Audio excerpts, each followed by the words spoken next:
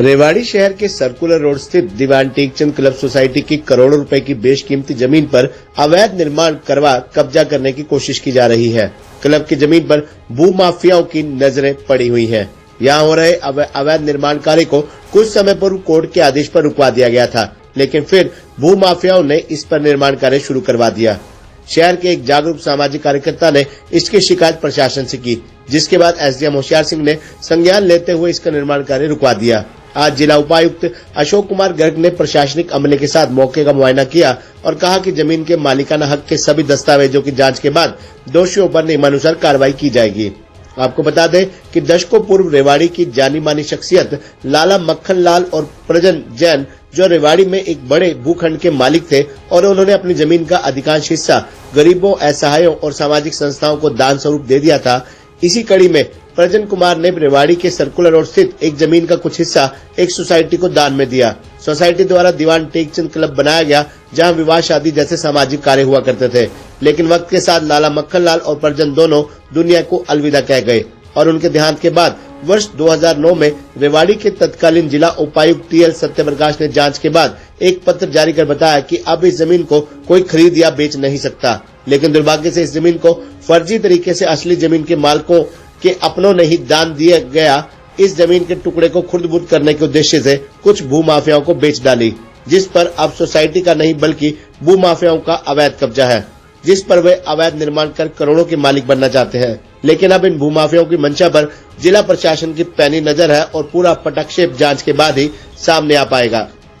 मुझे जैसे ही पता लगा कि दीवान चेक क्लब पे कुछ असामाजिक तत्व इस पर अवैध निर्माण करने जा रहे हैं, उसी समय मैंने जो रेवाड़ी शहर के एसडीएम हैं माननीय होशियार सिंह जी, मैंने उनको फ़ोन लगा कहा तो उन्होंने रातों रात काम रुकवा दिया। उसके बाद में ये सारा मामला उपायुक्त की मैंने जानकारी में आज उनसे मैं मिला और आज वो मौके के ऊपर आकर उन्होंने सारी जगह देखी और बर्दाश्त से वो हर चीज़ समझ गए हैं और उन्होंने देख लिया और ये भी कह गए कि इसके ऊपर अब कोई अवैध निर्माण कार्य नहीं होगा। डंपिंग स्टेशन के बारे में मैंने उनको बता दिया है और यहाँ की ज़मीन के बारे में मैंने उनको बता दिया है, तो इसके ऊपर उचित जो कार्रवाई होगी।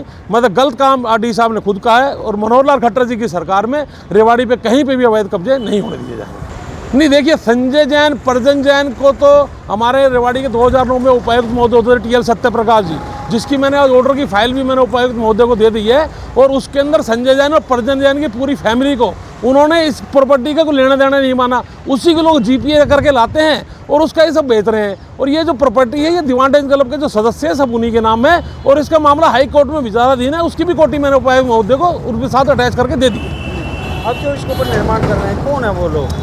देखिए, कोई भी वो लोग हों, वो शहर के अंदर अवैध निर्माण जरूर कर रहे हैं, लेकिन उनको मनोहर लाल जी खट्टर की सरकार में वो एक भी आदमी नहीं बच पाएगा। वो जेल के सलाखों के पीछे होंगे और मैं रेवाड़ी के लोगों से आग्रह करूंगा कि दीवान टेकचंद का कोई भी संजय जैन, प्रजन जैन की कोई भी जमीन लेने से वो बचे। देखिए, एक तो इसमें अभी ये निर्माण चल रहा था, उस निर्माण को रुकवाया है और इसकी मलकियत के बारे में फाइल को अच्छी तरह से पढ़ के जो भी उससे तथ्य निकल के आएंगे उसके आधार पर कार्रवाई करेंगे। लेकिन सर, अभी कोर्ट में भी विचाराधीन है मामला और उसके दौरान इस तरीके का निर्माण करना कहीं ना कहीं सवाल निशान अपने आप पर जरूर उठाता है। किस प्रकार की कार्रवाई होगी अगर दोषी पाए जाते हैं तो? फाइल को पढ़ के उसमें जिस तरह की कार्रवाई फाइल कहेगी उस तरह की कार्रवाई होगी। क्या अभी निर्माण कार्य बिल्कुल रोक दिया गया? हाँ, निर्माण कार्य रोक दिया गया और इस पर कार्रवाई करेंगे।